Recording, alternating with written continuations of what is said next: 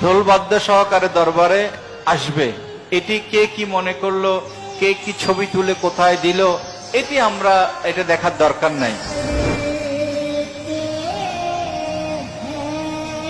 কিন্তু আমরা ইনসাফ করতে পারছি কিনা, আমরা কি আশেকদের সেই জশনকে, সেই আশেকদের জশনকে আমরা কি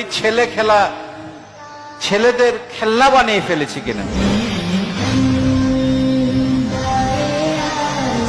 আদালতের যে দৃষ্টিভঙ্গির যে নবজাগরণ ঘটাতে চেয়েছেন হুজুর গৌসুল আজম মাইজভান্ডারী, সেই দর্শনটিকে আমাদেরকে বুঝতে হবে এবং সেই দর্শনটিকে বোঝার জন্য আমাদেরকে বেলায়েতে মুতলাকা কিতাবকে আমাদের আরো ঘনিষ্ঠভাবে আমাদের বুঝতে হবে, অধ্যয়ন করতে হবে।